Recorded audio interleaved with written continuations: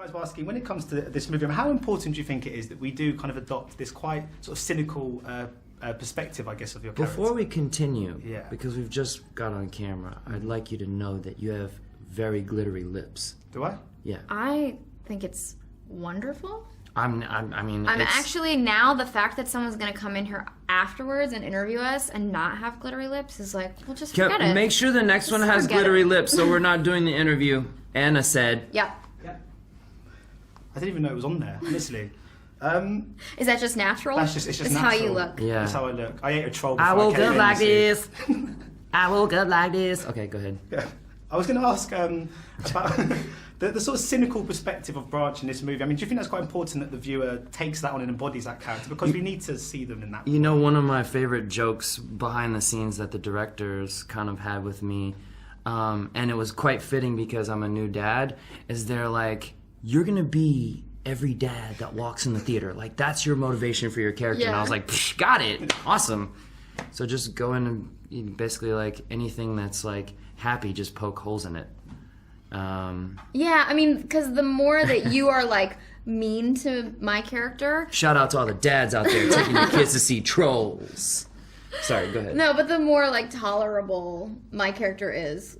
Because it's like, when she's just relentlessly happy, you're kind of like, I don't know if I'm going to want to watch 90 minutes of this. And then he shows up and makes fun of me, and you're like, she's all right. Yeah. Oh, it's come good. on, lay off her, she's all right. It's good, too, because it gives her character something to poke fun. Mm-hmm. It gives both of our characters something to poke fun at the other one about. So. Justin, you mentioned obviously that you are a new dad. Oh, congratulations, of course. I was just wondering. Thank you. It must be great when you take on this project. It was my pleasure. I mean, Sorry. Does that help inform the kind of roles you take on? It must be nice to make a film that you know he will be able to see quite soon. Because I guess for example, Friends with Benefits is a few years for that. Yeah. It was also nice to write a song he could listen to as well. He's actually seen it. Oh, cool. So and he loves it. So again, I don't care if it's like false love he's giving me. I love it. I'm gonna get him all the toys for Christmas because I want him to love me. When he's older, you can tell him they're freebies. Yeah, just kidding. Yeah. Daddy didn't pay for those. He'll be like, you what? I'm out of here. But he won't be able to because it will be a minor. Yeah. He'll still live with me. Go ahead. So I find it really hard to ask serious questions when I've got glittery lips. I'm actually immediately used to it. Yeah. You know what? I kind of forgot it was there. Yeah. That's good. Like at first I was like, oh, that's a choice. Yeah. And now I'm like, yeah. Apparently it's very becoming. Yeah. I would be really sad if you didn't have it. Yeah. Did the optimism of the troll, because this film is a very happy movie, did that rub off on you guys when you were making this film? I mean, because if you're making a film where it's all about kind of finding that happiness within you and kind of that sense of kind of community, it must have been great. I mean, I can't imagine you would have shot a scene and afterwards just going, oh shit, let me just take me back to my trailer. It must have been sort of maintained, I guess, throughout. Yeah, there were days that I was like in a bad mood over probably something not important and went in and did, a session, and you just can't help, like, it's so cute and so much fun, and like these characters are on such a fun adventure that, I always left being like, everything's all right. And Justin, when it comes to the song "Can't Stop the Feeling," it sort of perfectly encapsulates the tone of the movie. I was wondering about the process. Did you write that after you'd seen some footage to try and match the tone, or was it something that just kind of married together quite well after? Even more specific than that, actually. So got pitched the movie and knew Anna was going to be in it, and so I was obviously excited about that. And then they said, we want you to do all the music, and the first thing we want you to do is write an original song for. You've seen the movie, so I don't want to give too much away, but a specific point in the movie. And it was, at first it felt like really like a ton of hurdles in the way. But then, they showed us a storyboard of the scene and all these different images, and we had them sitting around in the studio as we were writing the song. And it really is, maybe it seems way too much on the nose, and maybe it diminishes the song or the actual songwriting, but you really sort of, the feeling you got from it felt undeniable. It felt like inescapable. So I feel like we were just kind of trying to encapsulate that, not just with what we were saying, but the actual production of the song as well. So Really catchy, that song. Thanks. In a good way. And sorry at the same time. Well, thanks so much for your time. It's been a real pleasure. I'm going to go All and rub this off my face. Yeah. So, what did you enjoy most about being trolls? That no one saw my face. Yeah. I liked that. Yeah. Okay. Jess was responsible for the voice. Somebody else had to take care of the facial expressions. One of the key themes of the film is that the Bergens consume trolls to make themselves feel happy. Do you think as a society we rely too much on consumption to feel good about ourselves? Ooh. Yes? Is the shorter version of that answer? Yeah, I don't know. I mean, I think, like, it's... That plot point is really just about looking in the wrong places or, you know, looking for happiness that is temporary. And it's more about being, you know, secure in who you are and accepting who you are. And, you know, in the meantime, I'm gonna, you know, buy some lipstick and eat a meringue cookie, and you can't stop me. That's what I will say about that. Okay. I remember trolls as being sort of cool toys that I had when I was a kid. What were your favourite 90s toys, and what were they called? I mean, I had trolls, but I had a light bright that I loved. Ooh, light brights were awesome. Yeah, light brights were the Light tits, brights were, as the expression goes. yeah. Bring your kids. Polly Pocket, I liked. I had a couple of Transformers. I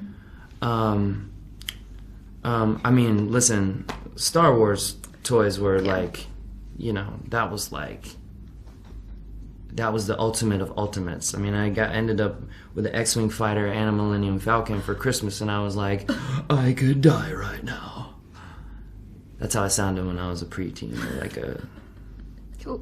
You sounded like a bro-y surfer dude. I sounded like Keanu at Point Break. I could die. Actually, Anna, I'm playing your part. Oh, amazing! In Belgium, yeah. I'm Amazing. dubbing Nice. Did you sing as well? Yeah. Yeah, I saw was you it? at the Eurovision Song Contest. How? Yeah, I was that's there right. From Belgium. That's right. Yes. Oh my gosh. Did you open? Yes. You opened the I show. opened the show. You were great. Thank you. And there you go. And now you're in the movie.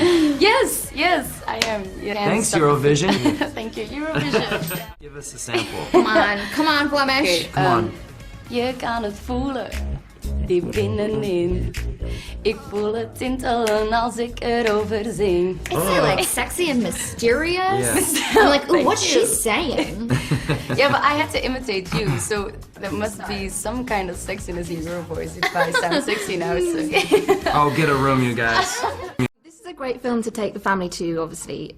Justin, what advice can you give to other new dads on maintaining a good work-life balance? God, somebody give me advice. I feel like, you know, I'm fairly new at the dad thing, so I am finding that the real success of fatherhood is getting to wake up and fail the next day over and over again. And I'm okay with that.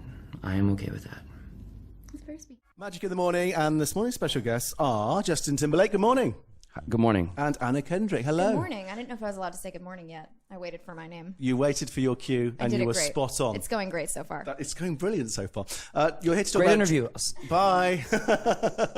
You're here to talk about trolls. Anna, you play Poppy, and you play Brunch, and I got to say, first of all, I loved it. It's great for kids, it's great for adults. Yes. Anna, can you explain the movie? I mean, I could do it, but we want to hear you speaking, not me. No, the trolls are like adorable and petite and really happy, and the Bergens are big and grumpy, so it's kind of like me and Justin, adorable and tiny, really grumpy. And the Bergens are very unhappy, and they think that if they eat all the trolls like little snacks, they'll be happy. And we take a journey together, and we learn things, and we sing songs, and it's really funny. It doesn't suck. And there's a bit of romance-ish. Yeah, Potential in like a romance towards friendly, the end. Yeah, in a troll in like kind a of very way. troll. A romance suitable for an 8-year-old. Exactly. Mm-hmm. Yes. No heavy petting. Just You know, just conversation.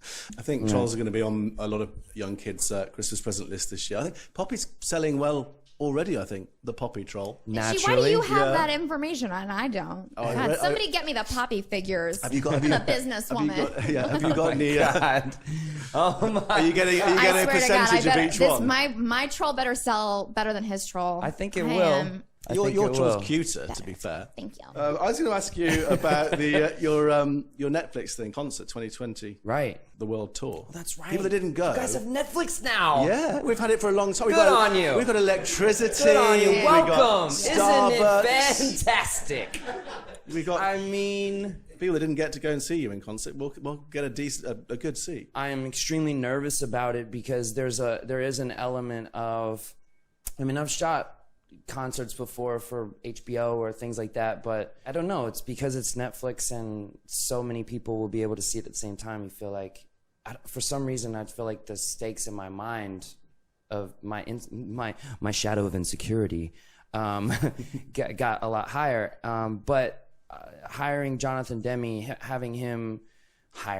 convincing him, begging him to shoot it for me, I just feel like he captured something that no one else in the world could possibly capture. I mean, I think he's the best.